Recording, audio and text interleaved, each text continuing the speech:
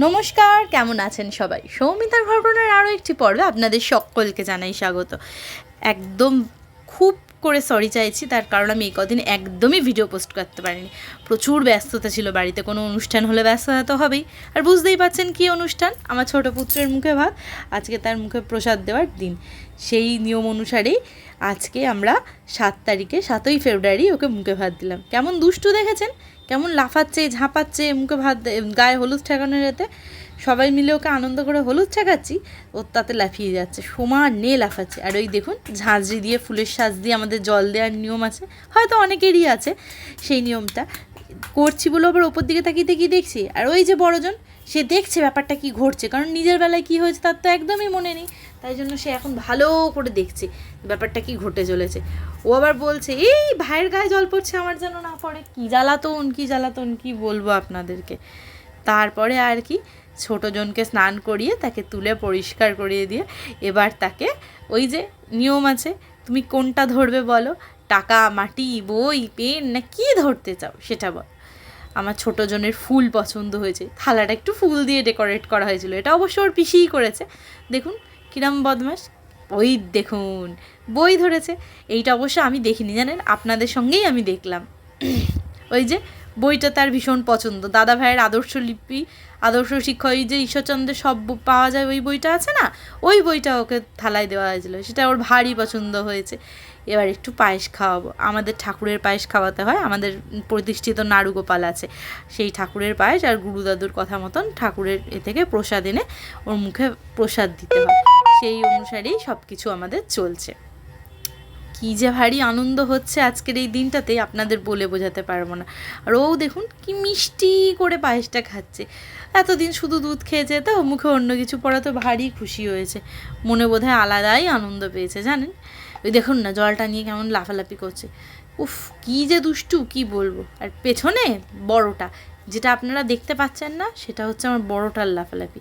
এই যে একে একে আশীর্বাদের পর্ব, এখন ঠাম্মি আশীর্বাদ করছে।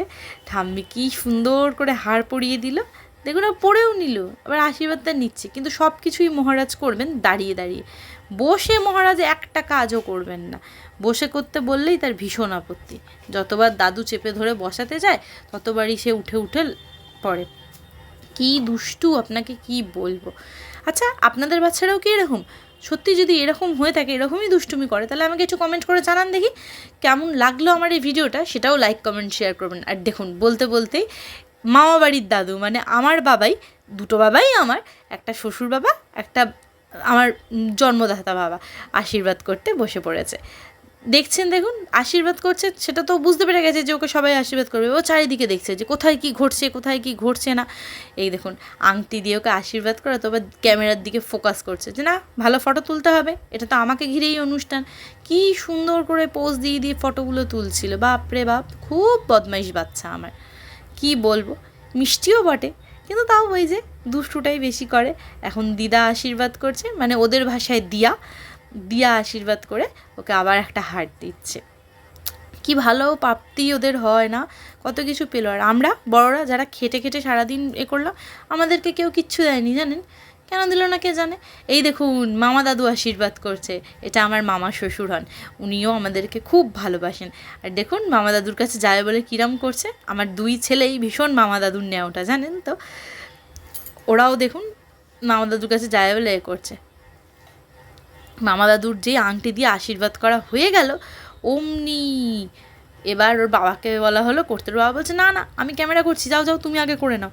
আমি যেই গেছি আবার দেখছে ভালো করে, মা এত সেজেছে কেন, বেশিরভাগ সময় তো মাকে আলু থালু অবস্থাতেই দেখে, যেটা ওরা আমাকে বানিয়ে রাখে।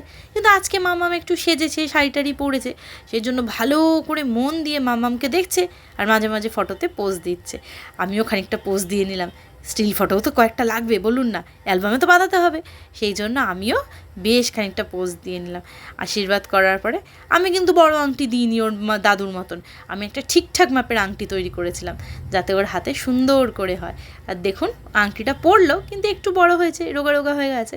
তবে ওর বাবা যে আংটিটা দিয়েছে সেই আংটিটা ভারী সুন্দর, সেই আংটিটা ওর হাতে একদম ঠিকঠাক মাপের হয়েছে, আর সেটা বেশ খানিকক্ষণ পরেও ছিল জানেন। বাবা আশীর্বাদ করছে দেখে বেশ খুশি হয়েছে, হাত জড়ো করে বাবার আশীর্বাদ নিচ্ছে। ওই দেখুন বাবা কি সুন্দর করে ওকে আশীর্বাদ করে দিচ্ছে। ওর ভাষায় তো বাবা নয়, ওর ভাষায় বে। বড় ছেলেটাকে বা আর ছোটো ছেলেটাকে বে।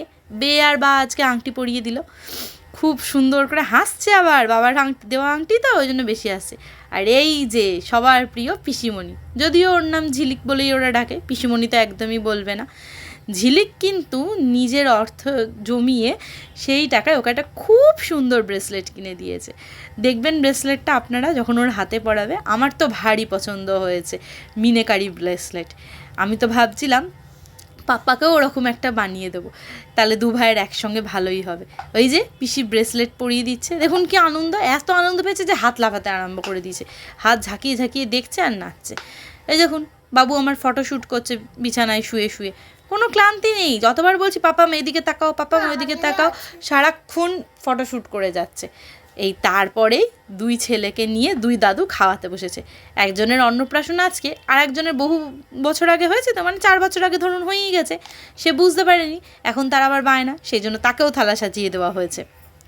সুন্দর করে সেও অন্নপ্রাশন খাচ্ছে নতুন করে। এটা যে কীরকম অন্নপ্রাশন সেটা আমি অবশ্য বলতে পারবো না। ছোটোজনের তো আজকেই মুখে প্রসাদ দেওয়া হলো, আর বড়জনের এটা কততম অন্নপ্রাশন আমি জানি না। যাই হোক, বাচ্চা মানুষ বায়না করেছে, আমরাও ওর বায়নাটা রেখেছি। আর স্বাভাবিক কথা, ভাইকে দিয়েছে দেখে ওরও ইচ্ছা হয়েছে, তাই দুই দাদু দুই নাতির ভাঁড় নিয়ে নিয়েছে। আপনারা বলুন কার কার বাড়িতে এইরকম হয়, দুটো ছেলে থাকলে ছোট বড়, বা দুটো মেয়ে থাকলে, বা পিঠোপিঠি ভাই বোন থাকলে। আমার বাড়িতে কিন্তু আজকে এটাই হয়েছে। একজন মাথা একজন লেজা নিয়ে সুন্দর খেতে বসে পড়েছে। আর দেখুন ক্ল্যাপ করছে, কি আনন্দটাই না পেয়েছে। গলায় একটা মালা যে গলিয়ে নিয়েছে, ভাইয়ের আছে আমার নেই কেন। একটা মুকুট নিয়ে কি টানাটানি, আমি শেষে মুকুটটাই খুলে রেখে দিয়েছি। না বাবা, তোদের কাউকে মুকুট নিতে হবে না, কিচ্ছুর দরকার নেই, তোরা বাবা তোদের মতন খা। আর ওই দেখুন মিষ্টির থালা নিয়ে হাতে রস নিয়ে কিরম চাটছে বড়জন, খুবই দুষ্টু। ছোটোজন কিন্তু সেরকম না, উনি পোজ দিতে ব্যস্ত ভীষণভাবে। উনি জানেন যে ওনাকে ঘিরে সমস্ত ফটোশ্যুট হচ্ছে, তাই পোজ দেওয়াটা ভীষণভাবে ম্যান্ডেটারি, সেইভাবে পোজ দিয়েই চলেছে। এই যা স্নান করেছিল সেটা তো আপনাদের বলা হয়নি। এই দেখুন এই সুইমিং পুলটাতে আমার ছোটো ছেলে স্নান করেছিল, কি ভালো লাগছে না। আর এখানে সবার কি সুন্দর ফটোশ্যুট চলছে, যে যার নিজের কাজে ব্যস্ত, মামা দাদুর কোলে বসে আছে। কেমন লাগলো ভিডিওটা আমাকে কিন্তু অবশ্যই জানাবেন। আর ভিডিওটি ভালো লাগলে like, comment, share and subscribe করতে একদমই ভুলবেন না। আজকের মতন টাটা, দেখা হবে নতুন কোনো পর্বে খুব শিগগিরই। নমস্কার, ভালো থাকবেন সবাই।